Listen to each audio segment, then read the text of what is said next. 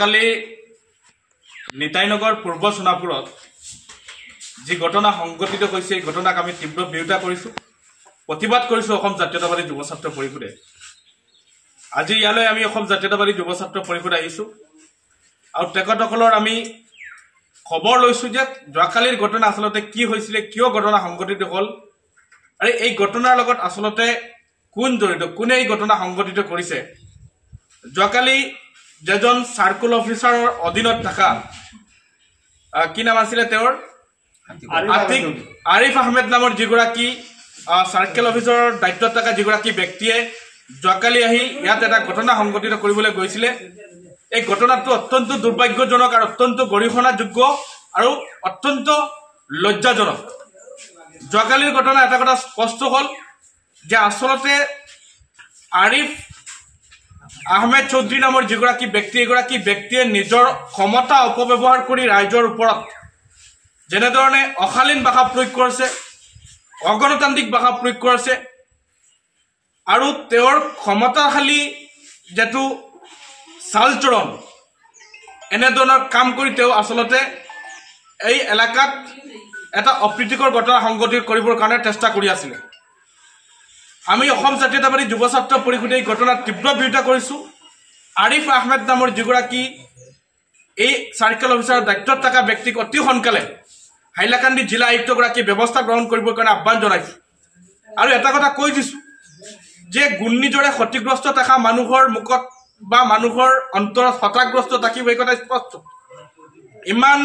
দুৰ্দশাৰ সময়ত ৰাইজক এনেধৰণৰ হয়ৰানি কৰা ৰাইজৰ ওপৰত অত্যাচাৰ কৰা ৰাইজৰ লগত এনেধৰণৰ বেংগুচালি কৰা অশালীন বক্তব্য প্ৰদান কৰা কোনো কাৰণতে জাতীয়তাবাদী যুৱ ছাত্ৰ পৰিষদে সহ্য নকৰে ইয়াৰ বিৰুদ্ধে প্ৰতিবাদ হৈছে আৰু প্ৰতিবাদ হ'ব অন্য হাতেদি এটা কথা কৈ দিব খুজিছোঁ যে আসলতে আরিফ আহমেদ নামৰ যিগৰাকী ব্যক্তিয়ে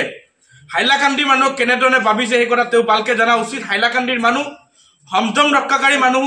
হাইলাকান্দিৰ মানুহ শান্তিপ্ৰিয় মানুহ আৰু তেওঁলোকে যোন ভাবিছে যে হাইলাকান্দি মানুহৰ ওপৰত এনেধৰণৰ অত্যাচাৰ এনেধৰণৰ দুৰ্ব্যৱহাৰ এনেধৰণৰ অশালীন ভাষা প্ৰয়োগ কৰি তেওঁ হাৰি যাব সেই কথা তেওঁ ভুল ভাবি আছে সেই কথা আমি তেখেতক শুকানি প্ৰদান কৰিছোঁ আৰু এটা কথা ইয়াৰ প্ৰতিবাদীস্থলীৰ পৰা জিলা আয়ুক্তগৰাকীক আহ্বান জনাইছোঁ যে নিৰ্বাচনৰ প্ৰাক মুহূৰ্তত যাতে এনেধৰণৰ ঘটনা যাতে ভৱিষ্যতে এইগৰাকী ব্যক্তিয়ে নকৰে তেখেতক শুকানি প্ৰদান কৰিছোঁ আৰু আই থাকিব লগা সময়ত কোনো এখন ঠাইত এই আৰিফ আহমেদ নামৰ যিগৰাকী ব্যক্তিয়ে যোজন কৰে তাৰ বিৰুদ্ধে জাতীয়তাবাদী যুৱ ছাত্ৰ পৰিষদে ব্যৱস্থা গ্ৰহণ কৰিব এই কথা আমি শুকানি প্ৰদান কৰিছোঁ অন্য হাতেদি এটা কথা কৈ দিছোঁ যেখন ঠাইত হাজাৰ হাজাৰ মানুহ আছে যেখন ঠাইত শ শ মানুহ ক্ষতিগ্ৰস্ত হৈছে এখন ঠাইত 50টা 60টা তেৰফাল আনি অপ্ৰীতিকৰ ঘটনা সংঘটিত কৰি মাৰ্ডাৰ এটেম্প টু মাৰ্ডাৰ কৰাৰ উপযোগী